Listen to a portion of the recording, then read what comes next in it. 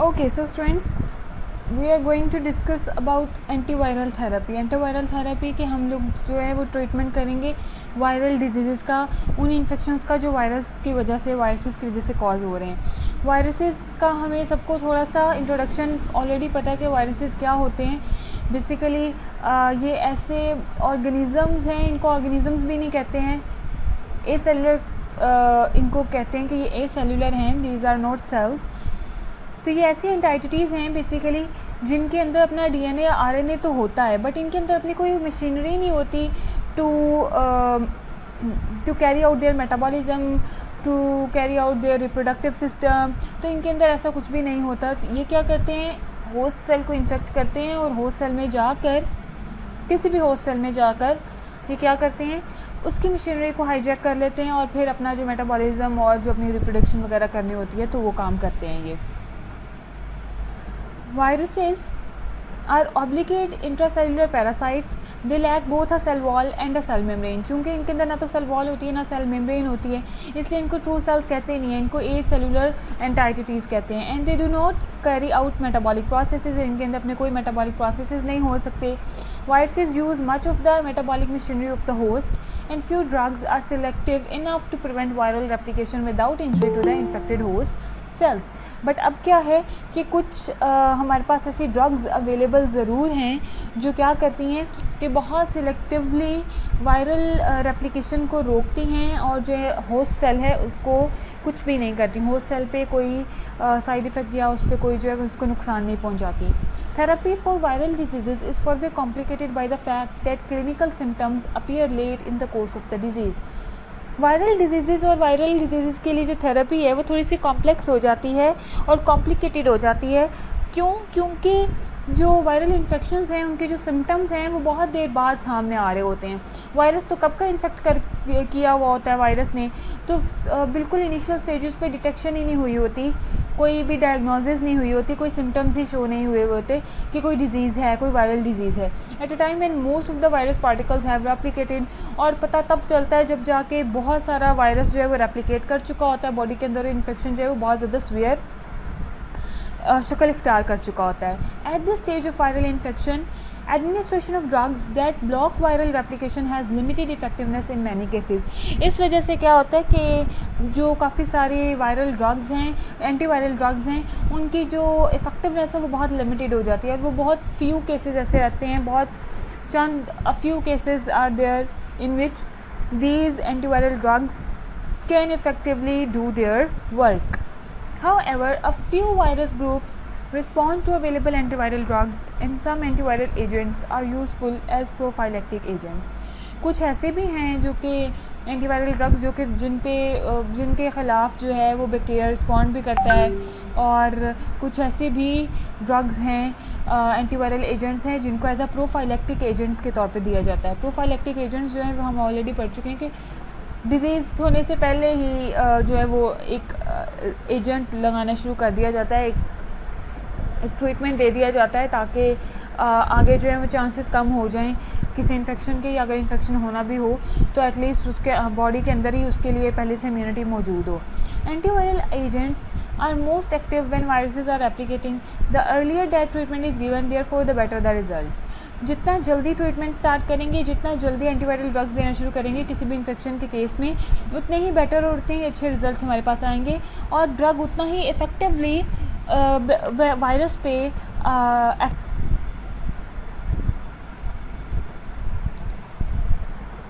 So antiviral agents are most effective and most active when viruses are replicating. जब viruses जो है वो replicate कर रहे हों और जितना जल्दी ट्रीटमेंट शुरू किया जाए उतना ही बेहतर रिजल्ट्स आते हैं. An important difficulty is that a substantial amount of viral multiplication has often take place before symptoms occur.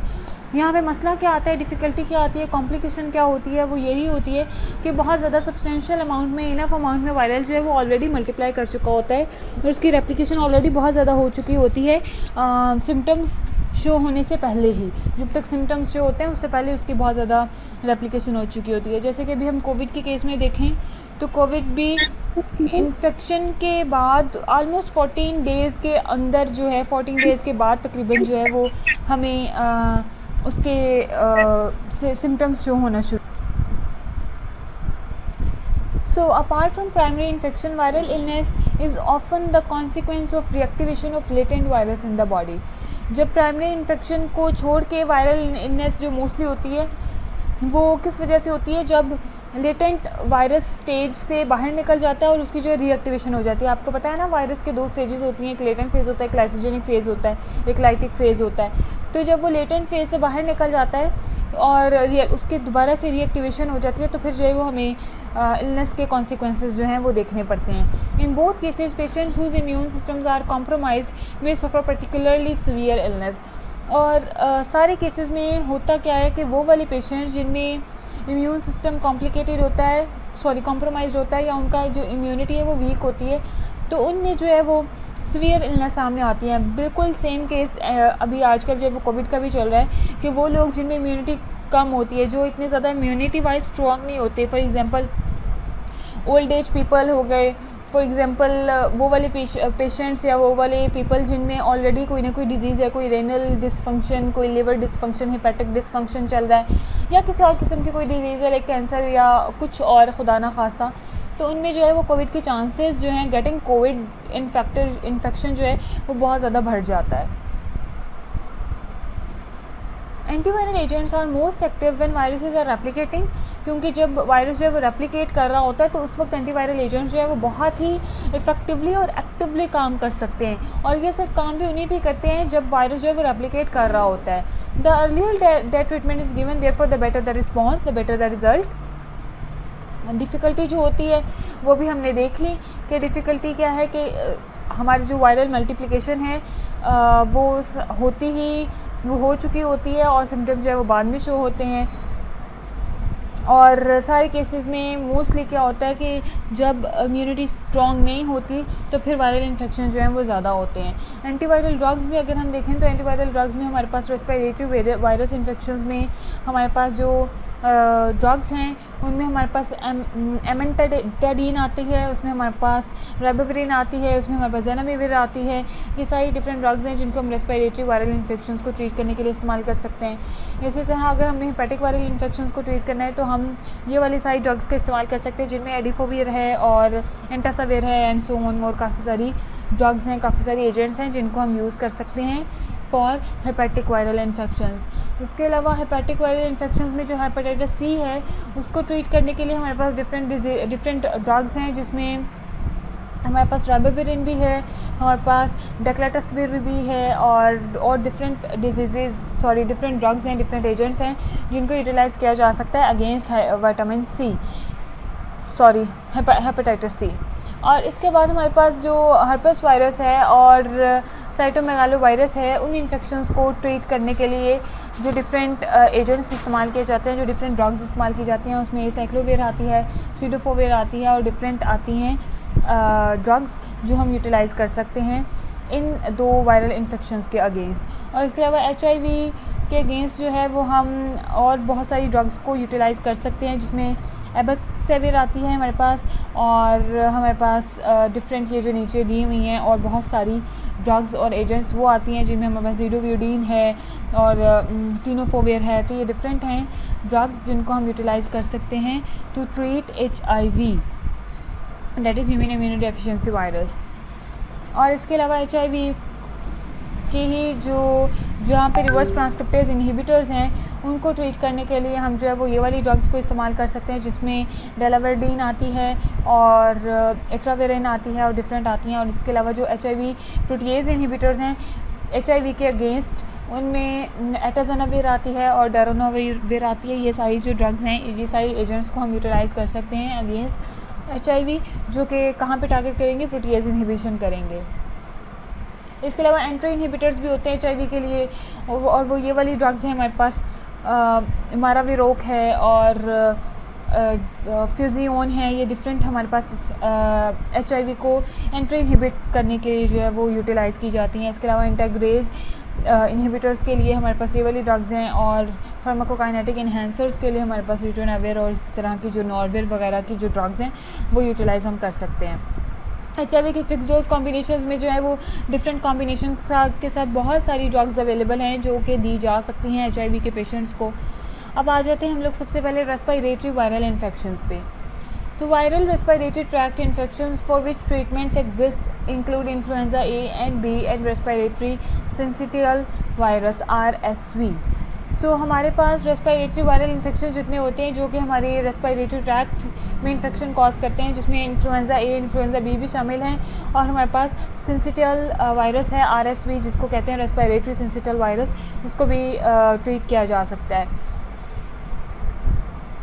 The न्यूरामिनिडेज inhibitors, जिसमें हमारे पास जो है वो एक ड्रग है जिसका नाम है ज़नामिविर और इसके अलावा ओसेल्टामिविर, ये डिफरेंट ड्रग्स हैं जिनको हम यूज़ कर सकते हैं न्यूरामिनिडेज इनहिबिटर्स के तौर पे। Are effective against both type A and type B influenza viruses. They do not interfere with the immune response to influenza vaccine, ये जो है वो इम्यून रिस्पॉन्स के साथ इंटरफेयर नहीं करते और इन्फ्लुएंजा वैक्सीन के साथ। एडमिनिस्ट्रेट प्रायर टू एक्सपोजर, इसको जो है वो लाजमी तौर पे हमेशा एक्सपोजर से पहले ही देना होता है। न्यूरामिनिडेज इनहिबिटर्स प्रिवेंट इन्फेक्शन, ये करते क्या हैं, ये इन्फेक्शन को प्रिवेंट करते हैं when administered within 24 to 48 hours after the onset of symptoms. जब इसको जो है वो 24 से 48 आवर्स के अंदर अंदर जो है वो दे दिया जाए, जब सिम्टम्स जो है वो होने शुरू हुए तो उसके दौरान। They modestly decrease the intensity and duration of symptoms, ये क्या करते हैं, ये बहुत मोडेस्टली, बहुत ही मॉडरेट तरीके से इंटेंसिटी और ड्यूरेशन जो सिम्टम्स का है उसको कम करना शुरू कर देती हैं। मैकेनिज्म ऑफ एक्शन क्या है इसका कि influenza viruses employ a specific neuraminidase that is inserted into the host cell membrane for the purpose of releasing newly formed virions. तो इन्फ्लुएंजा वायरस जो है वो उसके अंदर एक स्पेसिफिक न्यूरामिनिडेज एंजाइम प्रेजेंट होता है जो बेसिकली वो होस्ट सेल के अंदर इंसर्ट कर देता है, और ताकि जो है वो होस्ट सेल के मेम्ब्रेन से जो है वो न्यूली फॉर्म जो वेरियंस है, जो न्यूली फॉर्म्ड वायरल पार्टिकल्स हैं वो बाहर निकल सकें। This enzyme is essential for the virus life cycle, और ये जो वाला जो एंजाइम है न्यूरामिनिडेज, ये बहुत ज़्यादा एसेंशियल है वायरस के लाइफ साइकिल के लिए, क्योंकि अगर ये वाला एंजाइम नहीं होगा वायरस के पास, या ये एंजाइम अगर वर्क नहीं कर रहा होगा, फंक्शनल नहीं होगा, तो फिर क्या होगा, न्यूली फॉर्म्ड वेरियंस जो हैं वो होस्ट से बाहर नहीं निकलेंगे। जब वो सेल मेम्ब्रेन से होस्ट से बाहर नहीं निकलेंगे तो फिर ऑब्वियस बात है कि फर्दर इन्फेक्शन जो है वो स्प्रेड नहीं करेगा। ओसेल्टामिविर और ज़नामिविर सिलेक्टिवली इनहिबिट न्यूरामिनिडेज, ये दोनों ड्रग्स जो हैं वो सिलेक्टिवली इनहिबिट कर देती हैं न्यूरामिनिडेज को, thereby preventing the release of new variants and their spread from cell to cell. और इससे होता क्या है कि प्रिवेंशन हो जाती है, न्यू वेरियंस रिलीज़ नहीं होते, और जो स्प्रेड है सेल टू सेल के आगे मज़ीद एक सेल से दूसरे सेल, दूसरे सेल से तीसरे सेल, और पूरी बॉडी में इन्फेक्शन नहीं फैलता, और इसके साथ साथ जो है वो बाहर भी इन्फेक्शन नहीं फैलता है, जो जिसकी वजह से जो दूसरे ऑर्गेनिजम्स को जैसे कहते हैं ना वायरल इन्फेक्शंस लग जाते हैं, तो उस चीज़ से भी जो है वो प्रिवेंशन हो जाती है।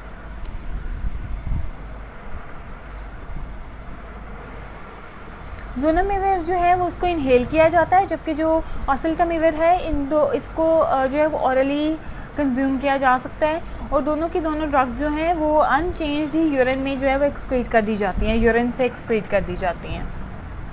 फार्माकोकाइनेटिक्स पे आए तो ओसेल्टामिविर जो है is an orally active prodrug that is rapidly hydrolysed by the liver to its active form.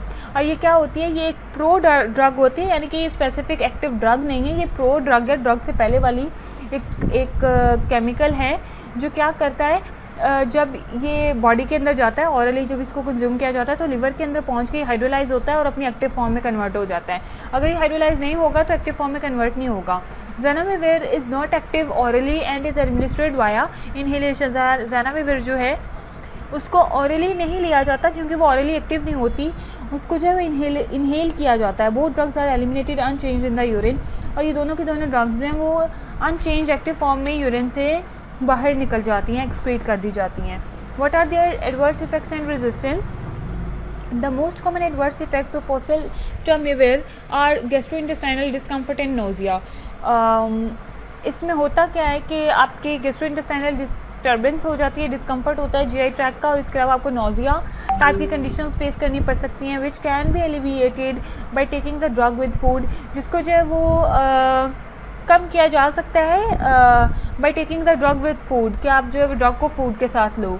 Irritation of the respiratory tract occurs with zanamivir, irritation हो सकती है रेस्पिरेटरी ट्रैक्ट के भी ज़नामिविर की वजह से।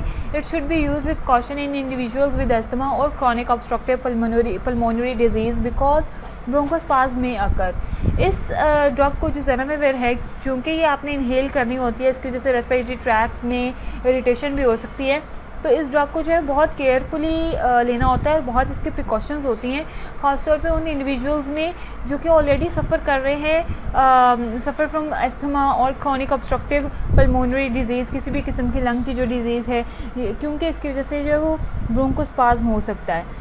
रेजिस्टेंस पे अगर आएँ तो mutations of the neuraminidase enzyme have been identified in adults treated with either of the neuraminidase inhibitors. उन इंडिविजुअल्स में जिनको न्यूरामिनेडेज इनहिबिटर्स दिए गए हैं, उनमें ये देखा गया कि म्यूटेशंस हो गई हैं न्यूरामिनेडेज एंजाइम की वायरस के। तो जब न्यूरामिनेडेज एंजाइम जो है वो अपने आप को म्यूटेंट कर लेगा, तो उससे फिर क्या होगा कि दोनों ड्रग्स जो हैं वो उस पर उसके अगेंस्ट इफेक्टिव नहीं होंगी, उस पर काम नहीं कर सकेंगी, उसको अटैक नहीं कर सकेंगी। These mutants however are often less effective and virulent than the wild type. और ये वाले जो म्यूटेंट्स होते हैं, ये बेसिकली अभी तक जितने म्यूटेंट्स आए हैं वो लेस इन्फेक्टिव हैं, वो बहुत ज़्यादा इन्फेक्टिव नहीं होते और वो इतने ज़्यादा विरुलेंट भी नहीं होते देन द वाइल्ड टाइप, जो वाइल्ड टाइप है उससे। नेक्स्ट हमारे पास है एक और टाइप के एंटीवायरल्स हैं जिनको हम कहते हैं एडामेंटेन एंटीवायरल्स। ये एंटीवायरल्स क्या हैं? Basically the therapeutic spectrum of the adamantane derivatives, जिनको आप एमेंटाडीन भी कहते हो, एंड रिमेंटाडीन, डिफरेंट आगे उनकी डेरिवेटिव्स हैं आगे मज़ीद, is limited to influenza A infections. ये सिर्फ और सिर्फ इन्फ्लुएंजा ए इन्फेक्शंस के लिए होता है। And I think you all know about the influenza infection. Influenza जो आपका नज़ला ज़ुकाम वाली जो फ्लू वाली कंडीशन होती है वो, ठीक है। Due to wide spread resistance the adamantanes are not recommended in the United States for the treatment और प्रोफाइलैक्सिस ऑफ इन्फ्लुएंजा ए। क्योंकि कि जो है वो वाइड स्प्रेड रेजिस्टेंस हो चुकी हुई है, तो जो यूएस है, यूनाइटेड स्टेट्स ऑफ अमेरिका में, इसको रिकमेंड नहीं किया जाता कि आप जो है वो एडामेंटेन डेरिवेटिव्स दें अगेंस्ट इन्फ्लुएंजा ए वायरस।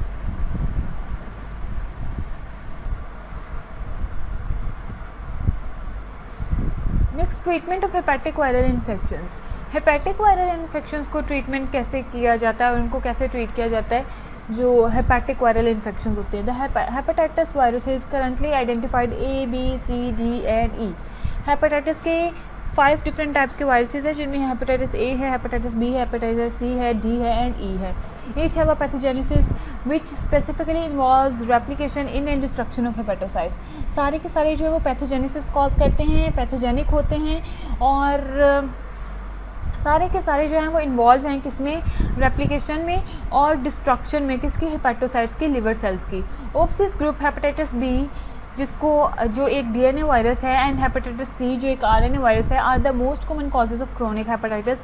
ये जो हेपेटाइटिस बी और हेपेटाइटिस सी के जो वायरसेस हैं, ये मोस्ट कॉमन कॉजेज़ हैं क्रोनिक हेपेटाइटिस के, सिरोसिस के एंड हेपेटोसेलुलर कार्सिनोमा के, and are the only hepatic viral infections for which therapy is currently available. और सिर्फ बी और सी ही ऐसे वायरसेस हैं जिनके अगेंस्ट जो है एंटीवायरल थेरेपी अवेलेबल है, बाकियों के अगेंस्ट अभी तक एंटीवायरल थेरेपी जो है वो अवेलेबल नहीं है।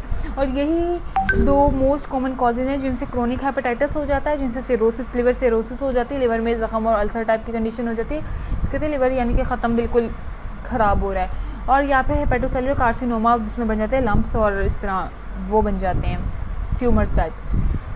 नोट करने की यहाँ पे बात है कि hepatitis A is a commonly encountered infection caused by oral injection of the virus but it is not a chronic disease.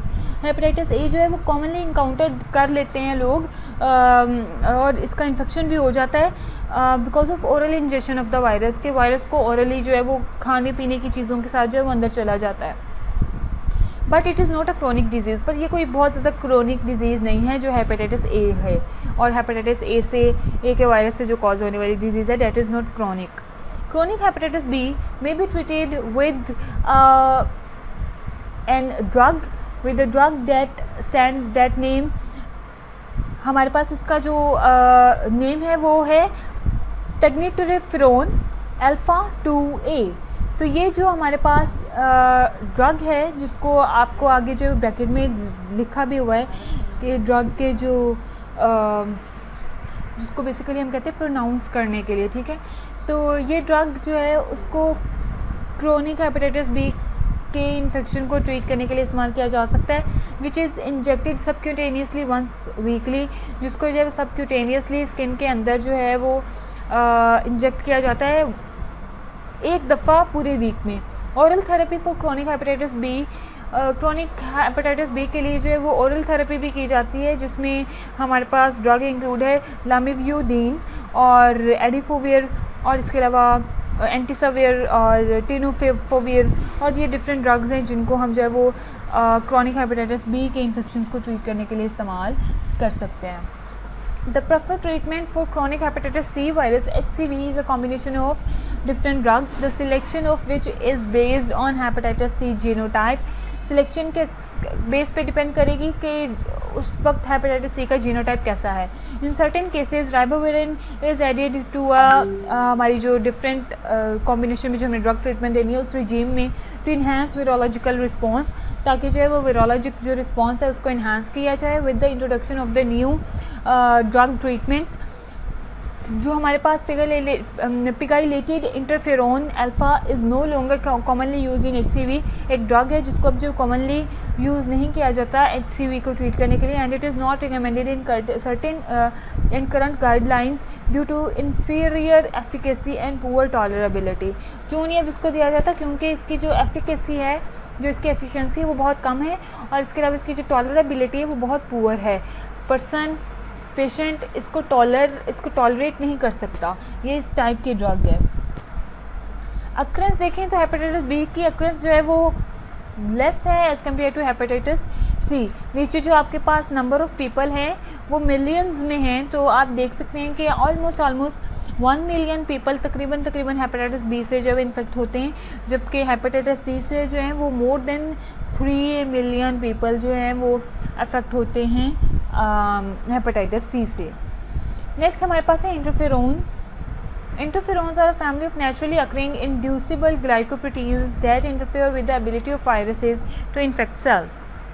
Interferons क्या हैं? बेसिकली एक फैमिली है नेचुरली अकरिंग और इंड्यूसिबल ग्लाइकोप्रोटीन्स की, जो इंटरफेयर करता है किसके साथ? वायरसेस की एबिलिटी के साथ कि वो सेल्स को इन्फेक्ट ना कर सकें। The interferons are synthesised by recombinant DNA technology. इनको जो है वो सिंथेसाइज किया जाता है कैसे? रिकॉम्बिनेंट डीएनए टेक्नोलॉजी से, RDT से। एटलीस्ट 3 टाइप्स ऑफ इंटरफेरोन्स जो हैं वो एग्जिस्ट करते हैं, जिनमें हमारे पास जो है वो alpha, beta and gamma types के इंटरफेरोन्स मौजूद हैं। इन पिगाइलेटेड फॉर्मुलेशंस बिस मोनोमिथॉक्सी polyethylene glycol has been covalently attached to interferon alpha to increase the size of the molecule. Bismonomethoxy polyethylene glycol को कोवलेंटली अटैच कर दिया जाता है इंटरफेरोन अल्फ़ा के साथ, ताकि जो है वो मॉलिक्यूल का साइज़ जो है इंक्रीज़ हो जाए। The larger molecular size delays absorption.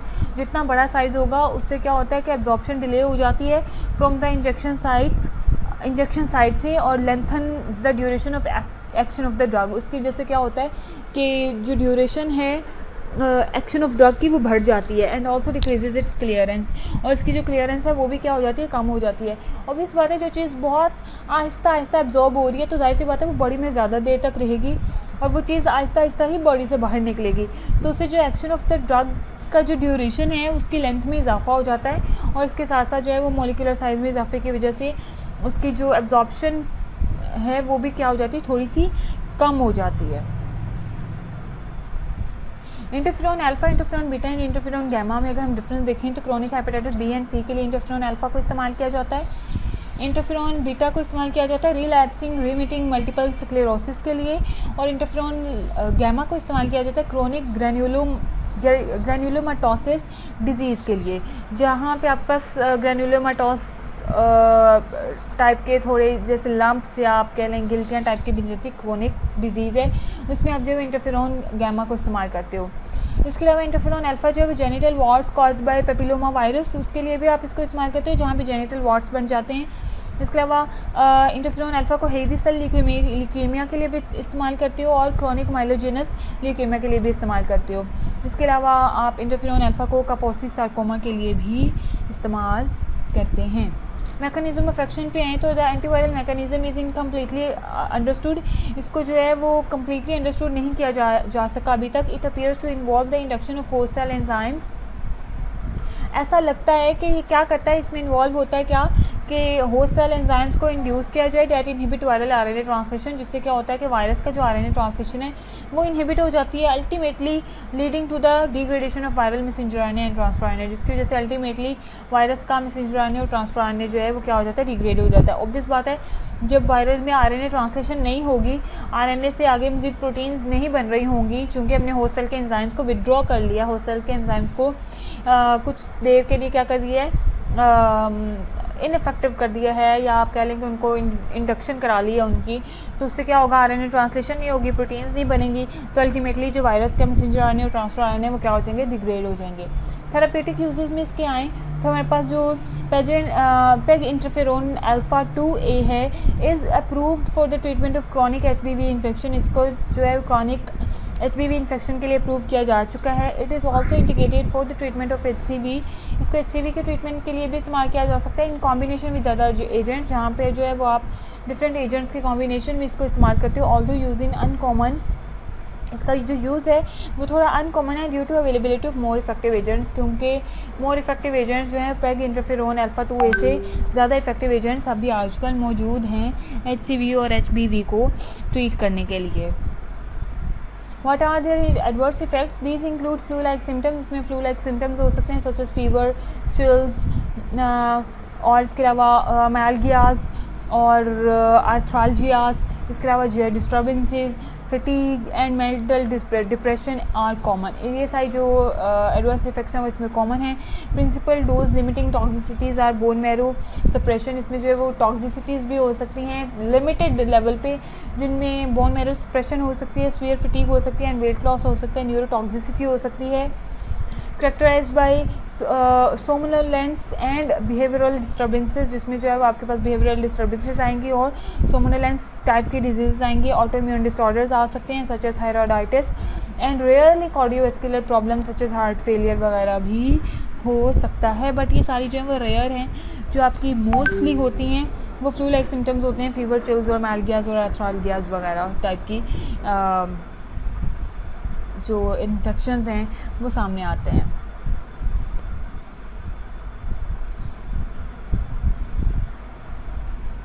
Next हमारे पास है लेमिविडीन। ये एक और टाइप की फैमिली, एक और टाइप की ड्रग है। This cytosine analogue is an inhibitor of both hepatitis B virus and human immunodeficiency virus. ये जो ड्रग है ये हेपेटाइटिस बी वायरस और HIV वायरस दोनों के लिए जो है वो इफेक्टिव है, और रिवर्स ट्रांसक्रिप्टेजेस के लिए भी। HIV जो इम्यूनोडेफिशिएंसी वायरस रिवर्स ट्रांसक्रिप्टेजेस हैं, ये बेसिकली वो एक ही हैं। Lamivudine must be phosphorylated by host cellular enzymes to the triphosphate form. Lamivudine को जो है वो मस्ट जो है वो फॉस्फोराइलेट करना होता है, फॉस्फोराइलेशन होती है उसकी कैसे, होस्ट सेलुलर एंजाइम से टू द ट्राइफॉस्फेट फॉर्म, और ये किस फॉर्म में कन्वर्ट हो जाता है, ट्राइफॉस्फेट फॉर्म में कन्वर्ट हो जाता है, और ये जो है इसकी एक्टिव फॉर्म होती है। This compound competitively inhibits HBV RNA dependent DNA polymerase. ये बेसिकली करता क्या है कि DNA पॉलीमरेज को इनहिबिट कर देता है, जिसकी वजह से वायरस का जो RNA डिपेंडेंट DNA पॉलीमरेज है जब वो इनहिबिट हो जाएगा तो ऑब्वियस बात है कि वायरस में जो उसकी RNA मशीनरी है, RNA वगैरह है, वो नहीं बनेगा, DNA नहीं बनेगा। As with many nucleotide analogs the intracellular half life of the triphosphate is many hours longer than its plasma half life. इसकी जो हाफ लाइफ है वो काफ़ी ज़्यादा है एज़ कम्पेयर टू उसकी प्लाज्मा हाफ लाइफ से। The rate of HBV resistance is high following long term therapy with lamivudine and therefore lamivudine is no longer recommended in current hepatitis B guidelines. इसका जो rate है वो बहुत ज़्यादा हो गया है HBV के अगेंस्ट रेजिस्टेंस का, इस वजह से जो है वो इसको जो है वो और रिकमेंड नहीं किया जाता HBV के ट्रीटमेंट के लिए, लाइक हेपेटाइटिस बी के ट्रीटमेंट के लिए। नेक्स्ट हमारे पास आते हैं herpes virus infections.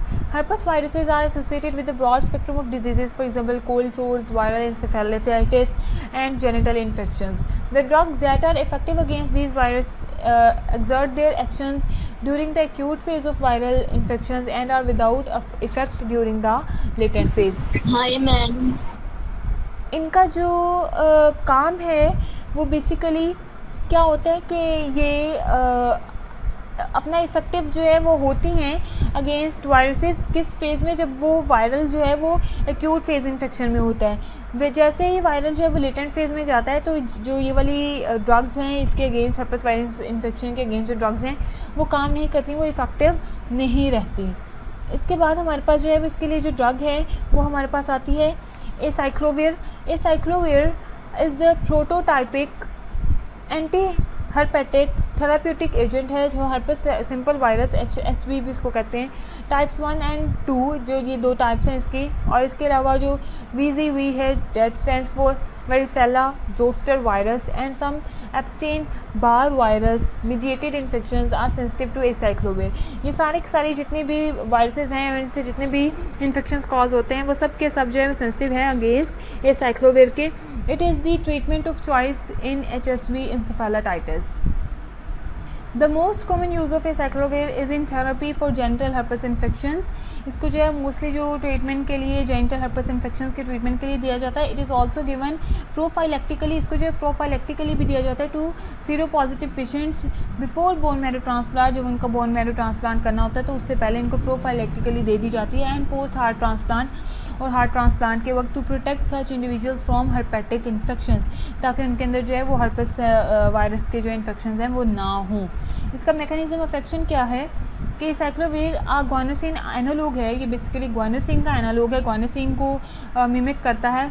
Is monophosphorylated in the cell by the herpes virus encoded enzyme thymidine kinase. Therefore virus infected cells are most susceptible. इस वजह से होता क्या है कि जो वायरल वाले सेल्स हैं, वायरल इन्फेक्टेड सेल्स, वो बहुत ज़्यादा ससेप्टेबल होते हैं इसके against. The monophosphate analog is converted to the di and triphosphate forms by the host cell kinases. जो मोनोफॉस्फोराइलेटेड इसका जो एनालॉग है उसको कन्वर्ट कर दिया जाता है डाई और ट्राईफॉस्फेट फॉर्म्स में। Acyclovir triphosphate competes with deoxy guanosine triphosphate. जब इसका ट्राईफॉस्फेट बन जाता है तो फिर ये जो कम्पीट करता है डिऑक्सी ग्वानोसिन ट्राईफॉस्फेट से as a substrate for viral DNA polymerase and is itself incorporated into the viral DNA। और जो है वो ड्रग इनकॉर्पोरेट हो जाती है DNA में instead of deoxy guanosine triphosphate, जिसकी वजह से जो है प्रीमेच्योर DNA हो जाता है और चेन टर्मिनेशन हो जाती है और DNA जो है वो सही नहीं बना हुआ होता। और आपकी जो है जब DNA सही नहीं बना हुआ होगा तो ऑब्वियस बात है आगे मज़ीद फर्दर डिजीज़ और इन्फेक्शन जो है वो स्प्रेड नहीं करता।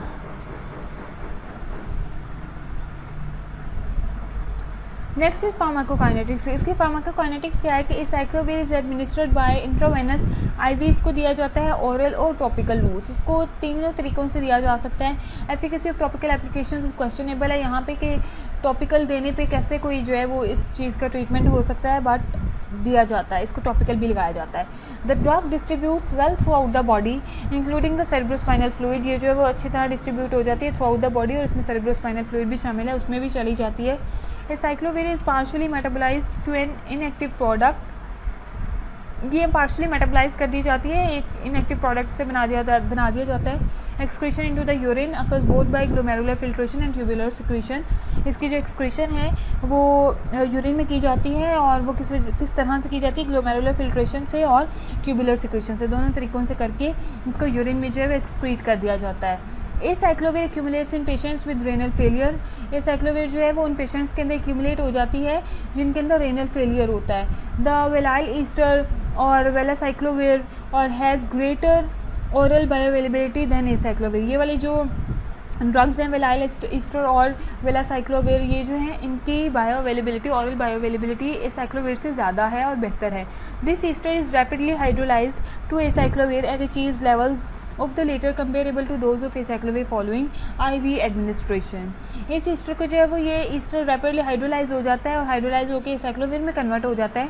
इसकी वजह से जो बायोअवेलेबिलिटी भी बढ़ जाती है and achieves levels of the latter comparable to those of acyclovir following IV administration. और ये जो है वो उस लेवल से कंपेयर किया जाता है फिर ये और कंपेरेबल होता है जो हम IV के थ्रू एसाइक्लोविर को दे रहे हैं, एडमिनिस्टर कर रहे हैं।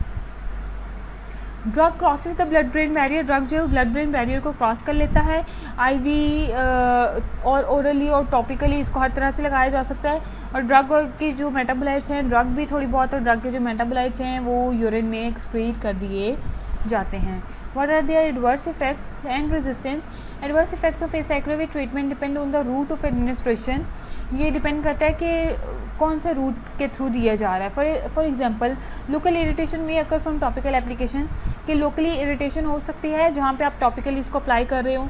हेडेक हो सकती है, डायरिया हो सकता है, नोजिया हो सकता है, एंड वॉमिटिंग में रिजल्ट आफ्टर ओरल एडमिनिस्ट्रेशन। इसके अलावा जब आप इसको ओरली कंज्यूम कर रहे हो तो headache, diarrhoea, nausea, vomiting type की जो है वो साइड इफेक्ट सामने आ सकते हैं। ट्रांजिएंट रेनल डिसफंक्शन में अकर एट हाई डोजेज और in a dehydrated patient receiving the drug intravenously. इसके अलावा रेनल डिसफंक्शन जो है वो ट्रांजिएंट टाइम पीरियड के लिए हो सकती है जब हाई डोजेज दिए जाएँ, और ख़ासतौर पे उन पेशेंट में जो ऑलरेडी डिहाइड्रेशन का सामना करें, उनमें पानी की कमी है और जिनमें जो है वो ड्रग इंट्रावेनसली दी जा रही है। रेजिस्टेंस क्या है इसकी, कि ऑल्टर्ड और deficient thymidine kinase and DNA polymerases have been found in the some resistant viral strains. इसके जो कुछ रेजिस्टेंट वायरल स्ट्रेन्स देखे गए हैं डीएनए पॉलीमरेजेस के म्यूटेंट और थायमिडीन काइनेज के म्यूटेंट और ऑल्टर्ड और डेफिशिएंट म्यूटेंट्स देखे गए हैं, जिसकी वजह से जो है वो उसमें रेजिस्टेंस कॉज हो जाती है। And are most commonly isolated from immunocompromised patients, और ये मोस्टली जो है वो उन पेशेंट से इन स्ट्रेन्स को आइसोलेट किया गया है जो कि ऑलरेडी इम्यूनो कॉम्प्रोमाइज्ड पेशेंट्स थे। Cross resistance to the other agents in this family occurs. इसके अलावा इस फैमिली की क्रॉस रेजिस्टेंस भी होती है, क्योंकि अगर एसाइक्लोविर से कोई रेजिस्टेंट हो चुका है तो उसके अलावा एसाइक्लोविर की फैमिली से रिलेटेड जो ड्रग्स होंगी वो उनके अगेंस्ट भी जो है वो रेजिस्टेंस हो चुकी होगी, तो एक क्रॉस रेजिस्टेंस हो सकती है इस फैमिली के अंदर। So these are the references for this lecture. If you have any question please do ask me.